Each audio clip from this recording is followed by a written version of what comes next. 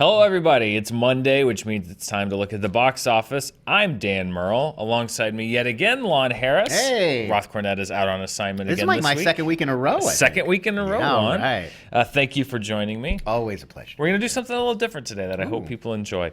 But first, as always, let's look at the weekend box office. Sure. And as we expected last week, Night School, Kevin Hart's latest film with Tiffany Haddish, is #1 at the box office. However, it was on the lower end of expectations with $27 million. Some people thought it might go $30 million plus. And if you're looking at Kevin Hart's filmography, it's on the lower end for him as far as live action. It opens in between two films he did back in 2014, About Last Night and Think Like a Man 2, well below the $35 million plus openings for Jumanji, the two ride-along films, Central Intelligence. Right. So, certainly not a flop, but not as high as some people had estimated that it could go this past weekend. It's interesting that it's teaming him with Tiffany Haddish, like a very mainstream star. She's very hot right now, having kind of a moment. But it performed more like the more kind of adult rom-com stuff that he's done, like the Think Like a Man movie and the other one was that was a Tyler Perry movie. The other one, I believe right? so. Yeah. I'm shamefully am not up on Kevin Hart's filmography. It's not in my recall. About Last Night. No, it's like a remake of the. I have so many names and numbers in my head right now, Lon, Fair but enough. I'll look it up. But no, it's interesting because those are the ones that skew older. Like if you can get younger Kevin Hart fans in, that's when you'll get like Jumanji numbers. Well, looking at the performance, it's not all bad. It's not bad news to begin with, but I guess it could be better. But looking at how it performed, a lot of people looking at how it did on Saturday versus how it did on Friday. It had a strong cinema score, so this is definitely a movie that's going to, or it certainly has the potential to leg out. It's going to want to do that, considering the fact that you not only have the price tag, which is about $29 million. Also, Universal gave this film a massive promotional push, which is, the bigger the marketing campaign, the more money they're spending on marketing. It's a comedy, which means you can't necessarily rely on overseas grosses like some other genres that we're going to talk about in a little bit. So this is hopefully, I think, what Universal wants it to do is to get a good foothold in its opening weekend and then to play well throughout the week over the next few weeks. That's certainly a path to success for many comedies, and I think that's the path that Universal would love for this movie to take. Tiffany Haddish doesn't have time to think about that because she has 2 more movies coming out in the next month. She's in The Oath, which opens next Friday with Ike Barinholtz, and then she is in a Tyler Perry film, Nobody's Fool, on November 2nd. So she's just, I cannot imagine trying to promote 3 movies in a row. That's incredible. I get it. I mean, if you saw Girls Trip, you'd be like, put her in something. Yes. It's like your immediate reaction. I'm sure every executive who watched that movie was like, who's that? Put her in the thing. Yeah. Kind of competing a little bit more, but not taking that #1 spot was Smallfoot, which is from Warner Brothers Animation. It opens with $23 million. Now, this did not have quite as modest of a price tag. This had an $80 million budget that is pretty standard. That's actually, for a lot of animated films, kind of on the low end when you have a cast that big, A-list stars. It was opening 4,000 plus screens. It was about as wide a release as you can have. That is a movie that I think is going to want to rely on some international numbers because $80 million off of a $23 million opening, again, they have to maintain momentum. And, 1 or 2 movies could do that, but we've got 2 big movies opening this week, and the schedule doesn't really slow down. You have Goosebumps 2 opening in a couple weeks. That's going to compete for the family market.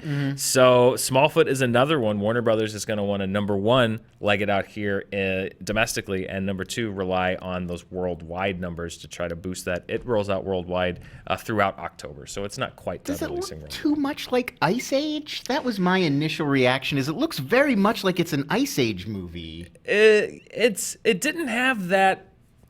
I'm not plugged into the Nickelodeon crowd, probably because there's no such thing as the Nickelodeon crowd anymore. That's how little I am plugged into them. But this didn't seem like, it didn't have the kind of buzz around it that you feel around a lot of the animated films. I feel like there was a viral video clip on the internet that was discussing the promotion for this movie. Zendaya as Michi has brought me more joy this past week than just about anything else in the world. This movie was not really on my radar before that. Like I'd seen it, I was like vaguely aware there was a Bigfoot animated movie coming out, but that I have to say that video is the first thing that made me really realize this was even coming out. Well, that had a strong cinema score as well, so Warner Brothers is going to hope again that the families are going to keep coming to those matinees, even though the school school is in session, but keep hitting the theaters over the weekends, try to boost those numbers a little bit. Speaking of boosting the numbers, The House with a Clock in its Walls dropped 53% in week 2, so not a great hold, probably because it had competition in the family market with Smallfoot. It's still pacing about online with Jack Black's original Goosebumps movie, though it costs about $15 million, as we mentioned last week, less to produce. Looking at the weekend-by-weekend comparison, Goosebumps actually had a stronger second weekend, but its second weekend was the weekend before Halloween. Right. So I think the strategy with The House with a Clock in its Walls is for it to just sort of hang around until you get closer to Halloween and hope that it sort of coasts in on that kind of spooky momentum to boost that gross up a little bit. I think it being a little bit less of a budget than Goosebumps is what is helping it right now, because it's got the real estate to be able to sort of try to sit back and collect a little bit more, considering it was not around the $80 million range. Yeah. It's got 3 weeks, though, until Halloween. That's a long time. It does. 3 weeks in a lot of other movies. It's got the same competition that Smallfoot has. So its international numbers have not been great thus far. Again, it is still rolling out in some markets. So we'll see how The House with the Clock in its Walls does. So,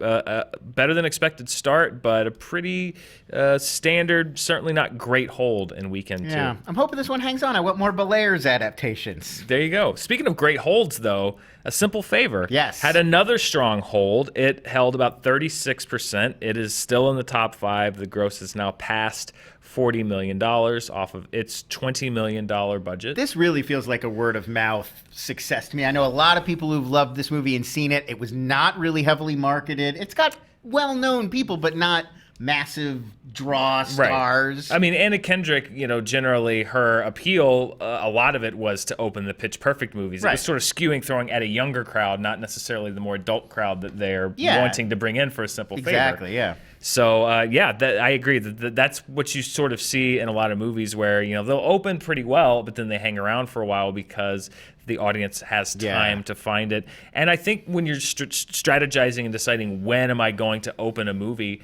that's something that you look at. Book Club, which we talked about in the summer, one of the reasons that it could hang around and make $60 million over 3 or 4 weeks was because it opened kind of in the post-Avengers, pre-Jurassic World slot where it had some real estate to sort of hang around and wouldn't get completely buried, in addition to being quote-unquote counter-programming to those other movies. Yeah, counter-programming, it's such an antiquated idea at this point. It made sense in, the 90s when it was like, well, here's Independence Day, and then here's the other stuff. Yeah, what are the girls going to see? Throw it in the book club. Now it's so fractured. Blended. Everybody's seeing everybody else's stuff. Like, old couples will go see Marvel movies, and it just doesn't feel like it's that environment anymore. Well, this is Hollywood, which means it takes 15 years for anyone to adjust to 2045, they'll figure it out. The Nun was the number 5 film. It held off the newcomer Hellfest to stay in the top 5. It has now crossed the $100 million domestic mark. It has surpassed The Conjuring 2 to become the second highest grossing domestic gross in the Conjuring franchise, but we will talk about its worldwide gross here in a second. One gross, though, that was very high was our per-screen average. As a matter of fact, the film that holds this week's per-screen average was the highest per-screen average of the year so far. It beat out 8th Grade, which had the record up till now. Free Solo opened on 4 screens, about $72,000 per screen. This is a film produced by National Geographic. It follows climber Alex Honnold. I believe it's Honnold. I haven't seen this movie. I really want to see it. Yes, I saw a trailer for it. It looks incredible. It looks like one of those movies you have to see on the big screen, which I think is why the per screen gross. But at his attempt to become the first person to scale El Capitan with no rope, no safety, just a free climb up a 3,000-story piece of rock. When you see the trailer, it does not look real. It's like that Tom Cruise Mission Impossible stuff, but he's got a net below him and they're just digitally removing it. This guy is just out there. It's nuts. It's insanity, and I feel like when I see it, my palms are just going to be very sweaty the entire time. I'm not great with heights. But I'm also fascinated. This is one of those, I would watch a documentary about the making of this documentary, because you're also wondering the whole time, they're getting these shots from above him, and how are they doing this? I'm fascinated by even the process by which this was made. And we had over on the Screen Junkies original channel, we had a fall movie preview that came out last week, and one of our panelists, I believe it was Sasha Pearl Raver. It was a great panel. Scott Manch, Joel Monique, and Sasha Pearl Raver. I believe it was Sasha picked this movie as one of her most anticipated of the fall, and it did not make the cut for time. So belated kudos because that was a good pick. She saw it coming. She saw it coming. The top per screen grosser of the year so far, of course, Lon. As we get into award season, that's when you see movies opening on 5, 6, 10 screens that start generating sometimes $80, $90, $100,000 grosses. They've got all this hype coming. They've got all the hype, the Golden Globe nominations or whatever, especially as you get into December. So very likely we'll see that $72,000 per screen total topped by the end of the year. But good for Free Solo. We've got that record for at least continuing our trend over the year of documentaries having this huge year. Documentaries having a great year, except for the ones that used to succeed. Yes, not so much Michael Moore documentaries. That's crazy. Sequels to Al Gore documentaries, but other documentaries. Turning away from the domestic picture to look at the worldwide numbers, Smallfoot, which was the number 2 release here in North America, was the number 1 release around the world. It added about $14 million to its gross domestically for a $37 million gross. Night School was number 2. The House with the Clock in Its Wall is number 3. So the top 3 were driven. The majority of that money is from its North American gross, domestic gross here in the U.S. But 4 and 5, The Nun and Johnny English Strikes Again, that is international appeal. The Nun is continuing to rack up numbers abroad. Another $21 million. Johnny English Strikes Again playing completely internationally, not here in the North America. Another $14.2 million. But The Nun has now made over $329 million worldwide, and it is now the highest global grosser of any film in the Conjuring franchise. All of that, $329 million off of a budget of $22 million. They're doing all right with them Conjuring movies. They're doing all right with those Conjuring movies. Get ready for The Nun 2 through 12. Yeah, that's, the international appeal was something that, quite frankly, I did not realize that it would be that appealing internationally. I'm curious as to why. I mean, we've issued our own theories on this show, but when it opened, Roth and I sat here and cast a lot of doubts on whether there'd be a Nun 2 just based on its reception here, but that did not prove to be the case worldwide. So I think it's now very likely that you're going to see a second Nun movie. The Nun's on a Run. Nun's on a Run. Not a good movie. Already with Robbie Coltrane and Eric Idle. Don't recommend it. And that's why you come to this show, really. For recommendations to get your Robbie Coltrane. Bad original 80s UK comedies. But, Lon, this actually does transition into what I wanted to talk about today, which is that it is October 1st. It is officially the Halloween season.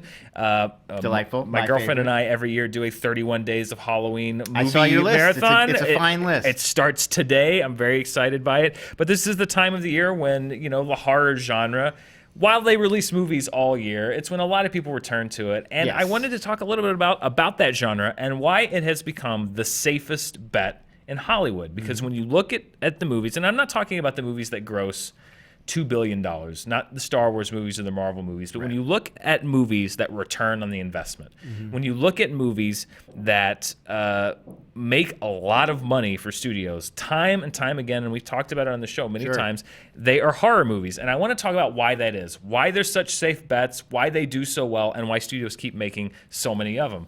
We've got Goosebumps 2 hitting theaters, as I mentioned, on October 12th. Yep. October 19th, David Gordon Green's Halloween. And that's a movie budgeted reportedly at around $10 million.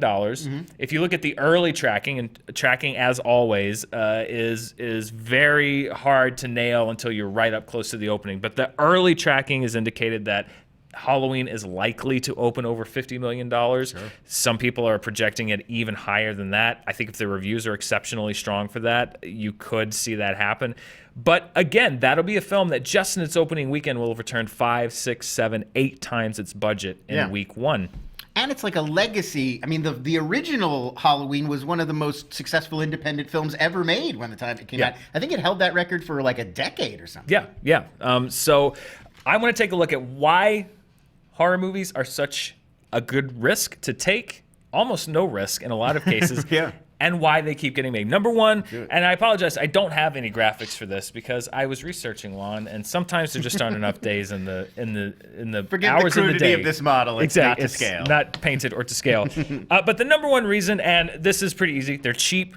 and they're profitable. I went back and I looked at the wide. So these are horror movies, straight horror. There's a lot of like hybrid horror movies, like The First Purge and The Meg, that I did not include in this because there's sort of horror hybrids, and I wanted to go with just horror, that genre. Right. From 2015 to 2018, the average budget of a horror film that was released wide here in the U.S., which is 1,000 or more screens, was $12.3 million. So make the movie, average budget, $12.3 million. The average gross worldwide for one of those films, $104.9 million, which means that the average wide-release horror movie from 2015 to today generated 8.5 times its budget. So when you ask, oh, why do they keep making blank 2 or blank 3? It's because they can make it for $10 million and they can gross 80, 90, or $100 million off it like that. Yeah.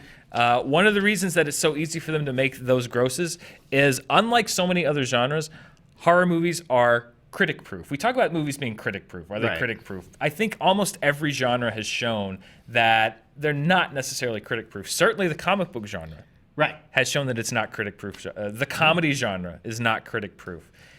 Horror movies somehow tend to be completely critic-proof. Critics, first of all, I think you and I might have talked about this. I think critics are too hard on horror movies. Sure. I really do. Some of them deserve it. There's a lot of bad ones out there. Yeah. But I think generally critics are a little tough on horror movies. Well, it's kind of the same with comedy. It's sort of seen as, which is not true. It's seen that scaring people or making people laugh is somehow easier than moving them. Like drama always gets put on this high level, like, making people really feel, making them sad, making them emotional. Yeah. That's like considered the hardest thing to do. And just having something jump out at someone and make them scared is theoretically easier. But what we keep seeing over and over and over, what movies like Halloween teach us, is that that's not true at all. Right. And that the truly scary, great horror movies are great storytelling in the same way that a great action movie or a great sci-fi movie or a great drama is great. Yeah, and it's when, it's not that I hate, I'm a jumpy guy and I don't like jump scares, but I also don't mind them in a good horror movie. I don't dislike horror movies just because they have jump scares in them. It's the ones that only have jump scares in them. It's about being invested in the characters in the world, just like any other movie. They're really not that different from every other kind of movie. It's the more compelling the world is, the more scary it is. Well, let's look at it on average. Since 2015, 61.7% of all horror films released widely, 1,000 plus screens, were rated rotten on Rotten Tomatoes. Which means that just over 60% of the time, critics said, "Don't go see it." Doesn't matter. Those films that were rated rotten still generated 6.5 times their budget, which means it's lower than average. But that means that even if you make a movie that critics don't like, and quite frankly, looking at the cinema score, because they line up a lot of times, even if you make a movie that audiences don't like, if you can keep that budget low, you are still going to be able to generate 4, 5, 6, 7 times your budget with a movie that no one seems to like. That is an anomaly. That doesn't happen. There is a thing too among horror fans, as opposed to I don't really think of other genres as having fans. Maybe science fiction or fantasy. Maybe, but horror fans will see everything, because it's part of the genre. There's a completist, and I have this too, I'm guilty. There's a completist mindset where even something like Hellfest, not to pick on one movie in particular, bad reviews, it's probably not that great, it's very generic sounding, I'm still going to want to see it. I'm going to go see it on Wednesday. Of course. And I think that is part of it too, is that you won't get people who like comedy. Some comedies will come out and they'll be like, nah, this one doesn't look like it's for me. Right. People who love horror and gore, they go see everything. It's insane. And I should note this 6.5 time budget on movies that were not rated fresh. This does not include a movie that would have totally skewed these statistics, because there's a film from 2015 called The Gallows, which I saw. Not terrible. Was made for $100,000 and made $42 million world. It made 420 times its budget. Incredible. That is the kind of return you can get. That was on a horror movie if you do it. Well, if you release it correctly, you don't even have to do it correctly. Yeah. And again, you don't even have to make a good movie. You can still make a lot of money. Number 3, they translate. We just talked about The Nun. The fact that The Nun is doing pretty well here in the U.S., but is doing incredibly well overseas. Going back again to 2015, in the last 3 years, 40% of the horror movies that were produced domestically have done better internationally than they did here in the United States. So when you're talking about 4 out of every 10 making more money overseas, again, when you have a budget of 10 million, 15 or 20 million dollars, the big flops that you see, movies like The Disappointment Room and A Cure for Wellness, are all the horror movies that had big budgets. Yes. It's almost the inverse of the conventional wisdom with every other genre. The bigger the budget, it seems like, the less inclined an audience is to go see your movie. And the lower the budget, the more inclined they are to go see it. Again, it's like I mean, obviously, this isn't the only reason. There's lots of factors that go into this, but I think that's also part of this culty niche horror fan community. The lower budget something is, the further away it was from studio control or big name producers, the more likely it's going to have stuff in it you really want to see. Gross, gore, underground. I think a lot of it is like, a lot of these horror movies came out of the sort of exploitation era. Yeah. Like that's where a lot of these filmmakers came up, and those are the movies they're watching for ideas. And yeah, the idea was you wanted something that's kind of sleazy, a little not mainstream, like the sort of thing you'd see in like a drive-in or like a theater in Times Square, as opposed to the Cineplex. Yeah. And that's like the world, Corman and Carpenter and Craven, like. That's where the horror movies were born. Right. They were born out of this small, homemade feel. Like Last House on the Left, you weren't going to like the suburbs to the big Cineplex to see it. You kind of had to go to like a grungy inner city theater. Yeah. And that may be why a lot of horror movies are being watched by horror fans, but I think this is why so many studios keep making them, and that is that the upside on a horror movie that hits is astronomical. While audiences have shown up that they'll show up for just about any kind of a horror movie, no matter what the critics say, the upside for making a film that wins audience approval and critical approval is insane. Again, since 2015, I checked the ratings. There are 10 horror films that went into wide release that were fresh on Rotten Tomatoes and then got a cinema score of a B or above. I did a video on Cinema Score talking about what it is and how it works. And the general consensus is that just the way that the scale works, if you get a B or more, you're pretty good. Yeah. B minus and less, then you're looking at some problems. So these are movies that critics liked and then audiences liked, because there are movies like It Comes at Night and Hereditary and The Witch that critics loved. Right, but and the audiences fans hated. don't, yeah. Exactly. These are movies that critics... The Babadook, another one of those. Yeah, exactly. These are movies that critics and audiences both liked. Right. There were 10 of them. A Quiet Place, It, Get Out, Split, Annabelle Creation, Happy Death Day, The Conjuring 2, Don't Breathe, Lights Out, and The Shallows. Those are the 10 since 2015. Those movies were produced for an average budget of $15.7 million.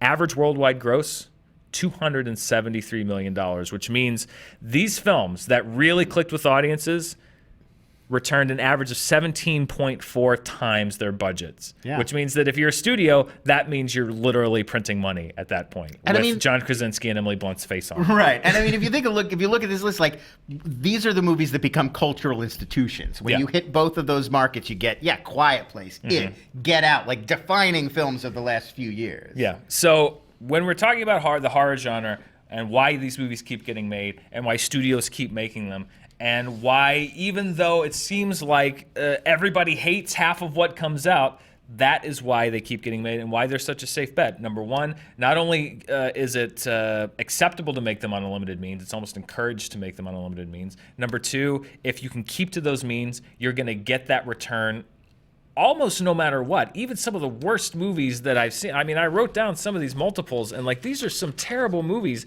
These are some of the worst movies that I've seen in a while. Let me find a couple of them. The Bye-Bye Man. Bye-Bye Man was not. The Bye-Bye Man made 3.5 times its budget back. Sure. Jigsaw made 10 times its budget back. Yeah. These were not movies that were enjoyed by me. I enjoy the Saw franchise. I enjoy the Saw franchise. I will speak up. The Jigsaw was not the best entry in the Saw franchise, but I will speak up in defense. That series gets crapped on a lot as like torture porn. 2016's Blair Witch, Ooh, not 9 good. times its budget back. And that one had terrible word of mouth. The word was out way before that one opened that it's not very good. Paranormal Activity: The Ghost Dimension, 7.8 times its budget back. Yeah, So you don't even have to make a movie that people like. You're still going to make money.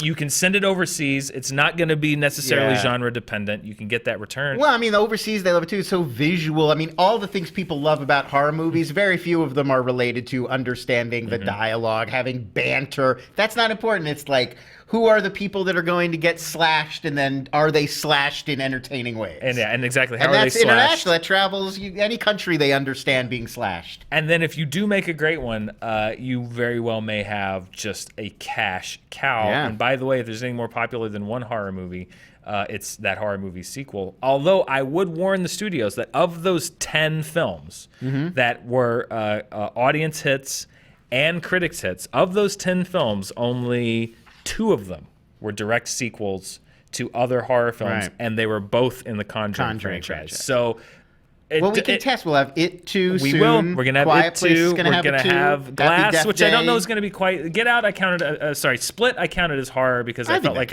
I don't know if Glass is gonna necessarily be a horror sequel. But that is the word of warning, is that it does seem like the ones that really break out are movies that are not direct sequels to other movies, generally. But you're right. We're going to have a lot of places to test that. Happy Death Day to You. Happy Death Day to You, and A Quieter Place, and It's Chapter 2. The Shallower. The even shallowers. Lights On, whatever they're going to make. Breathe. Breathe more. Don't breathe again. You may breathe now. Yeah, exactly. I like that one. You may breathe now. That's what it's going to be called. So anyway, like I said, a little bit different today. I just want to have a discussion, throw some numbers at you. I hope you enjoyed it. I hope you enjoy October. Like I said, if you like horror movies, this is the season for you. I lucked out getting to be on the horror movie episode. That was fun. There you go. That was a good time. Lon, I know what we're going to talk about next week because Venom opens on Friday. Yes. That is another film where we'll look at the tracking, we'll look at the reviews, which right now the reviews are a question mark because the embargo does not drop until tomorrow night. But if you want to know what we think of the movie, you can watch right here tomorrow night, because we are going to be live here on Screen Junkies News when the embargo drops tomorrow at 7 p.m. Pacific Standard Time. That's 10 o'clock if you are in New York. You really need to know. 3 o'clock in the morning if you're in London. Yeah. And I'm sure a lot of other times elsewhere on the globe. My math is not that good. If you're in London, wait up, because you're going to want to hear these Venom reactions. Close down the pub, stagger home, and stay tuned to watch our... The pubs close really early. I didn't realize They do, this. actually. They close at like midnight. Yeah, what the hell? It's pretty crazy. Fix your pubs. It's probably for the best. What's culture? Like, there's bars open later. It was just a weird... I thought pubs were the bars. Yeah. No. It's a whole other thing. Yeah, it's a whole different thing. No, they want to keep the bars open at 4 a.m. here in L.A., and I'm just like, no. I think that's not our governor put the kibosh on it. Did he? Yeah. Oh, good. Jerry Brown has vetoed that. That and net neutrality. Good for you, Jerry Brown. And A Star Is Born also opening next week. Oh, so we're of course. Talk about and that. What? The Hate You Give? Isn't that on The there? Hate You Give? Yeah, The Hate You Give from Fox is beginning its limited release. That's getting some buzz. That's based on a book that was very highly acclaimed, and that's going to start rolling out. It's had some end-of-year award. It's got a little bit of buzz, I've too. Heard about it. Yeah, we're getting into that season. So come back tomorrow for our Venom review. Come back a week from today as we talk about how Venom did. And in between, we're just going to talk about Venom, everything else about Venom. I'll be talking about Venom nonstop. Nonstop Venom, wall to wall, from here until next week. Thank you for watching, Lon. Thank you for joining me. Always a pleasure. And we'll see you next time.